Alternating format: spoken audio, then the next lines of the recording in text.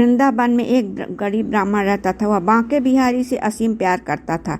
वह बांके बिहारी का इतना दीवाना था कि सुबह शाम जब तक वह मंदिर न जाए किसी भी काम में मन नहीं लगता था। मंदिर में जब भी भंडारा होता वह प्रमुख रूप से भाग लेता।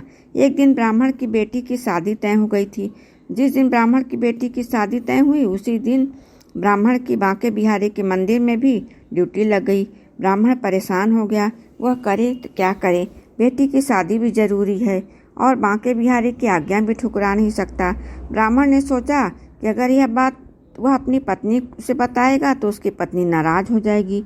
वह कहेगी कि कोई क्या अपनी बेटी की शादी भी छोड़ता है।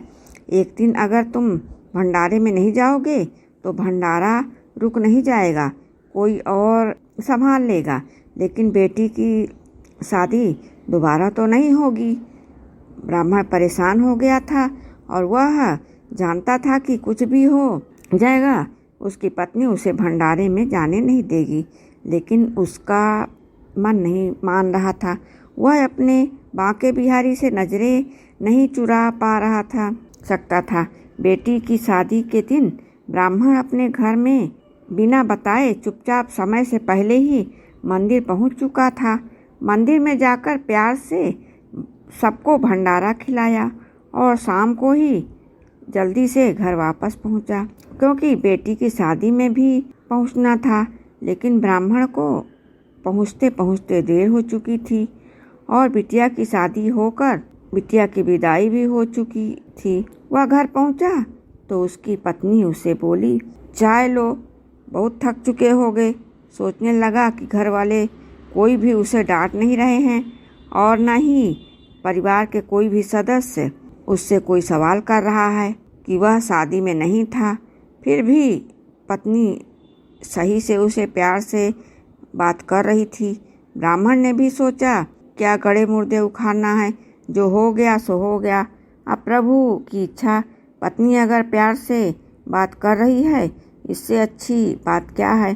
कुछ दिनों के बाद बेटी की शादी में जो फोटोग्राफी हुई थी, फोटोग्राफर शादी का एल्बम लेकर घर पहुंचा।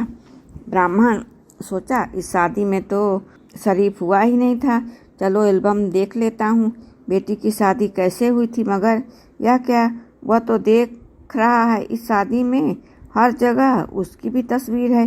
ब्राह्मण फूट फूट कर रोने लगा और बांके बिहारी के मन ही मन याद करने लगा और कहने लगा कि प्रभु तेरी यह कैसी कृपा है।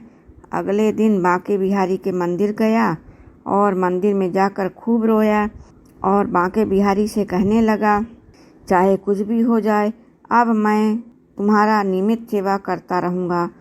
और मान गया कि जो भगवान में भक्ति करता है भगवान उसे कभी भी अकेला नहीं छोड़ते हैं, बल्कि हर जगह बांके बिहारी खड़े हो जाते हैं।